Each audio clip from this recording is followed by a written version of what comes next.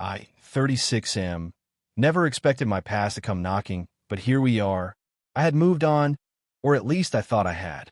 But the past has a funny way of finding you, especially when money is involved. A little backstory. My ex-wife and I were together for almost 8 years.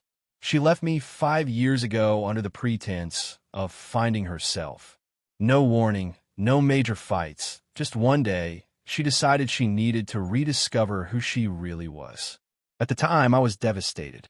We had built a life together, had dreams, and while things weren't perfect, they weren't bad enough for her to just walk out.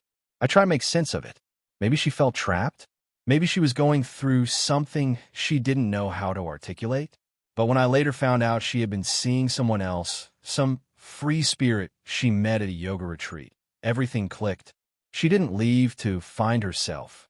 She left to chase a fantasy. I won't lie, the divorce was rough. She wanted half of everything, even though she had contributed significantly less financially. At the time, I was just getting my footing in my career while she worked sporadically. We didn't have kids, and yet she still tried to drag things out, arguing that she had supported me emotionally and deserved compensation. Eventually, after months of back and forth, she walked away with a decent settlement. More than she deserved, in my opinion, but I was too exhausted to keep fighting. I just wanted it to be over. Fast forward to now.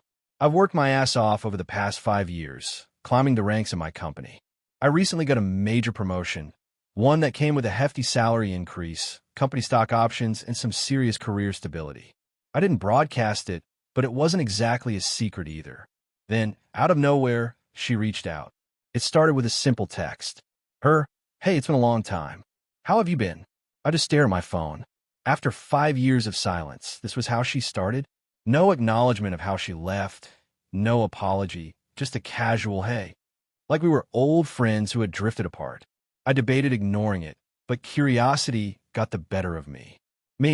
I've been good. What's up? She took her time responding, but when she did, it became clear where this was going. I heard about your promotion. Congratulations. You always were so hardworking. I'm really happy for you. That set off alarms in my head. How did she know about my promotion? We didn't have mutual friends anymore.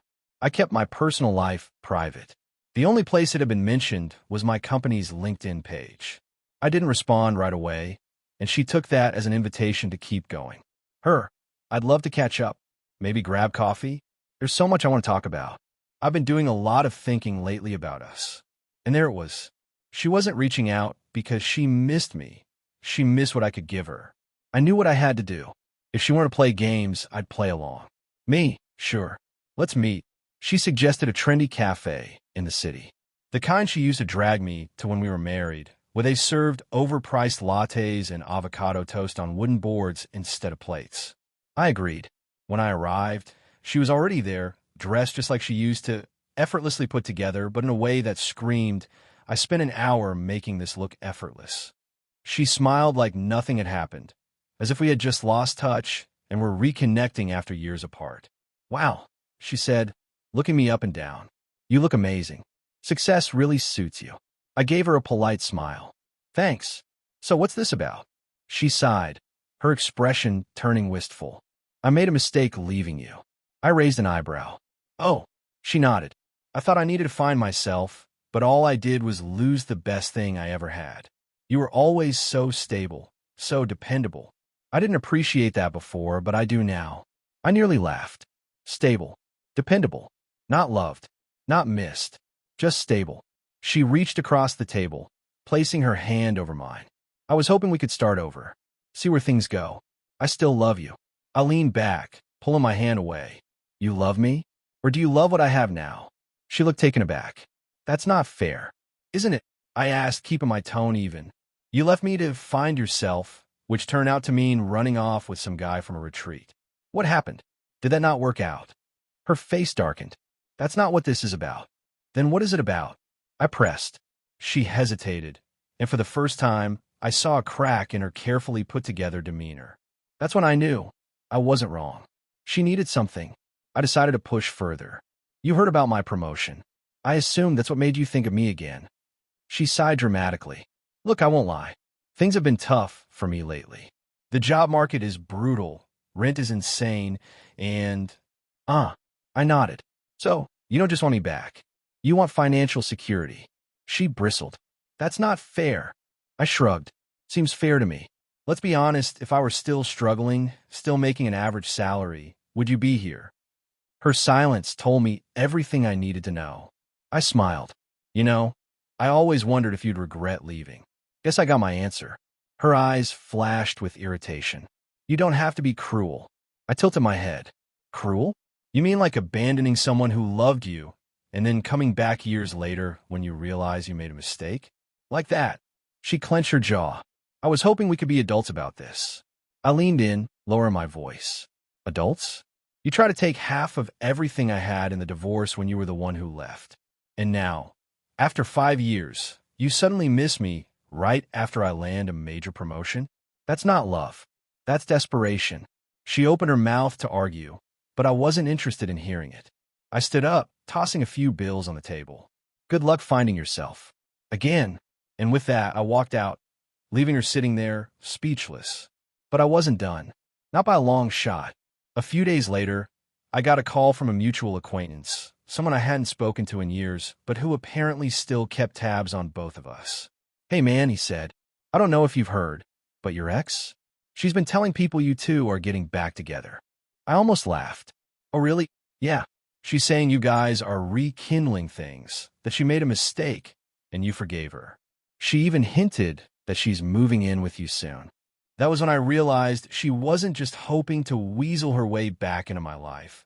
She was laying the groundwork for it. She was playing the long game, try to spin a narrative where I'd look like the bad guy if I didn't go along with it. I wasn't about to let that happen. So I did something petty, something that, if I'm being honest, I enjoyed way more than I should have. I called my lawyer. See, during our divorce, she had fought tooth and nail to squeeze as much money out of me as possible. She'd claimed she was entitled to spousal support, despite the fact that she was the one who walked away. Luckily, the judge saw through her nonsense and denied her request. But here's where it got interesting. She had lied under oath about her financial situation at the time. She claimed she had no significant assets, but I later found out that the guy she ran off with had given her a nice little gift, a substantial amount of money. And according to my lawyer, that was grounds for perjury. At the time, I had let it go because I just wanted to be done with her. But now, I was feeling a little less forgiving. I had my lawyer draft up a formal legal inquiry into her finances from the time of our divorce. It was framed as a potential perjury charge, because technically that's what it was. If she had, in fact, lied under oath, she could be forced to pay back a significant portion of the settlement she received from me. And if she ignored it, well, that could escalate into actual legal trouble. I sent it to her workplace. A few days later, she called me, furious. What the hell is this? She snapped. You're threatening to take me to court? I stayed calm. I'm simply revisiting some inconsistencies in your testimony during our divorce. If everything checks out, there's nothing to worry about. You can't be serious. Oh, I'm very serious, I said. You see, I thought I had moved on. But then you started telling people we were back together. Started making up stories. That made me start thinking, if you're willing to lie now, what else did you lie about back then? She was breathing heavily now, like she was trying to keep herself from screaming. This is revenge. That's what this is. I smiled. Call it what you want. But if I were you, I'd start getting my financial records in order. She hung up on me. Over the next few weeks, the fallout was glorious. She stopped spreading rumors about us because she had bigger problems. She had to hire a lawyer, which I knew was not cheap for someone struggling financially. And since her current employer had received a legal notice at their office, they were now aware that she had lied under oath in a previous case, which, fun fact, is a huge red flag in corporate jobs. From what I heard, she was quietly let go a month later. And as for the perjury claim, I didn't even have to take it to court. The threat alone was enough to send her into a panic. A few weeks after our last conversation, I got a message from her. One last desperate attempt. Her, please. Let's talk. I can't afford to fight this.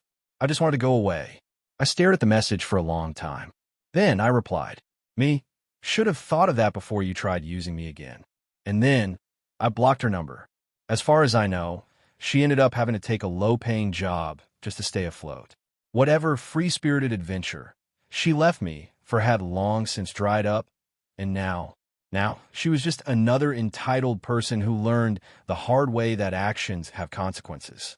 I moved on for real this time. And if there's one thing I've learned from all of this, some people don't regret losing you.